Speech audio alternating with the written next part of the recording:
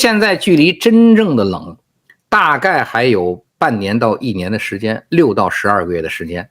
6到12个月，这个时候你感觉到，大概率6个月甚至于5个月就感觉到，那个时候的冷才是真正的冷。我呢，其实在前年2022年的时候跟大家说了，2022年年中开始跟大家说，2023年是中国大萧条、大衰退的开始之年。那这开始呢，2024年1月份就充分的反映出来了。但是呢，我在前年说这个话的时候，很少有人相信。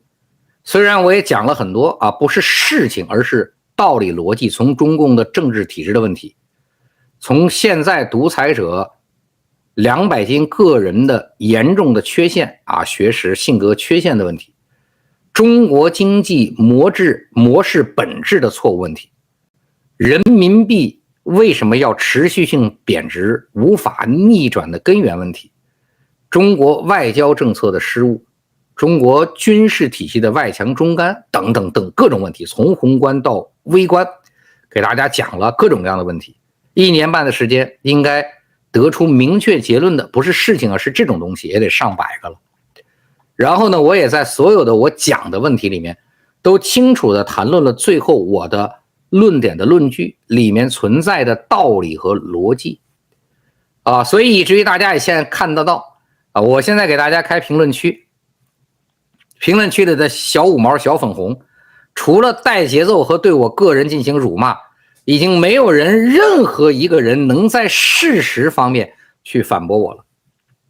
对呀，就连那个共产党啊圈养的这么多小五毛、小粉红都没法在事实上反驳啊，除了带节奏啊往其他地方歪或者对我个人辱骂，没办法啊。遗憾是什么呢？就是1年半中呢，相信我的人，我觉得还不是特别多啊。当然了，期间听我建议，拼命把房子卖掉的，全力把股票卖掉的啊，然后进行有准备的负债的，和进行有准备不负债的，买美元的，买黄金的，润出国的等等等，我相信你们都已经是明确看到你们是受益者了。就是你们从这1年半中我给你们的建议中，现在回头看看啊，人没有后悔药，对吧？相信我的这1年半，你们看看我所有提的建议，是不是你们现在全都是受益者啊？我觉得事实是胜于雄辩，胜于诡辩的。1年半，事实放在这儿，好吧？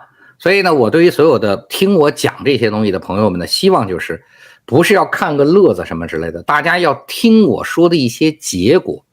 我给大家的建议，大家一定要早做准备，就可能在冷的冬天里，不会冻出病来啊。相对来讲，还有比较厚的一个棉衣，好吧？那相对于现在已经赶到2024年比较冷的这个1月份，大家感到寒冷的1月份，我跟大家讲一讲，其实真的只是开始。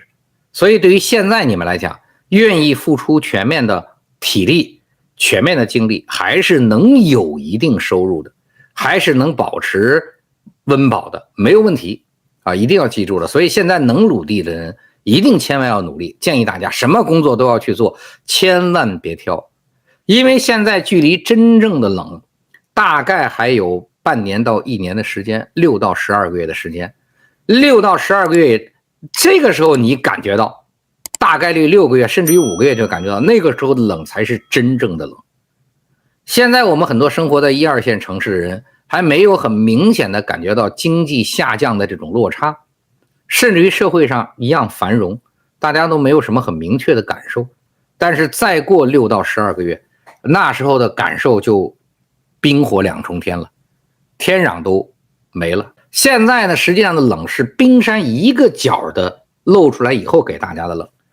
大家知道，根据咱们的这个冰的密度跟水的密度原理，冰山露出来的只有1/10，9/10是在下面的，下面的9/10会逐渐露出来，整个冰山露出来的冷才是真正的冷。6到12个月的时间，所以这个时候呢，我们就真的要看到事实了。要是在这个冷你还不做准备，那冻死就谁都别怨了，好吧？1月份的冷，一部分是让大家充分看到去年到底有多冷。很多人也是一样，1、2线城市的没感觉，看看冷，哎呦，觉得现在1月份冷了。还有一部分是1月份我们真实发生的。我们那些去年小的乱七八糟不总结了，就谈一个东西。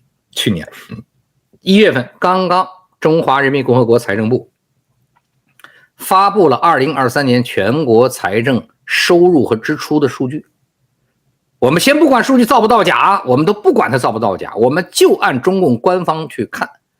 这个数据里有一个很可怕的数，就是2023年的财政赤字达到了8.84万亿元，继续延续了2022年的可怕场景。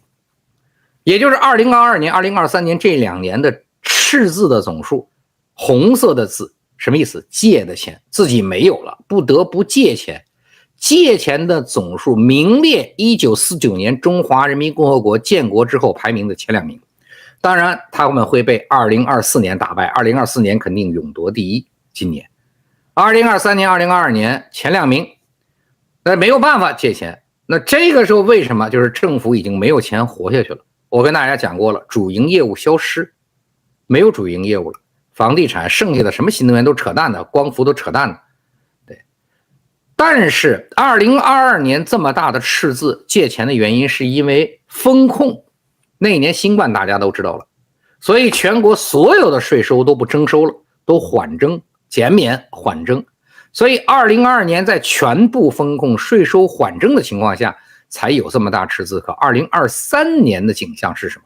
是把2022年所有缓征拖欠的税收全收上来了，以至于税收给国家财政收入的贡献创造了历史最高，中国历史最高的税收指标。这种情况下，如果没有这么庞大的赤字，2023年竟然过不下去。2023年仅仅是发行的国家发行的债、国债和地方政府发行的债总额到多少？20.35万亿元，比2022年是多少？17万亿元。2023年比2022年17万元增加了将近20%。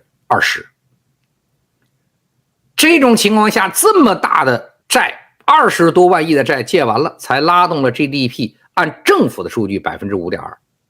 你们想想，一个企业如果借的债比去年总体靠债活的多了 20%， 然后才能让自己的企业增长一点点。所以这种呢拉动，这还不能算美元啊，这是用人民币核算的，用美元是负值，这叫纸面拉动。纸面拉动。那今年为什么会更惨？因为没有税收了，没有2023年把2022年的税全收上来这回事了。2024年就是2024年的税收，而2023年这一年，政府性基金收入，主要是卖地收入是显著会下降，显著下降。为什么？因为2023年比2022年政府性基金收入就已经是显著下降了。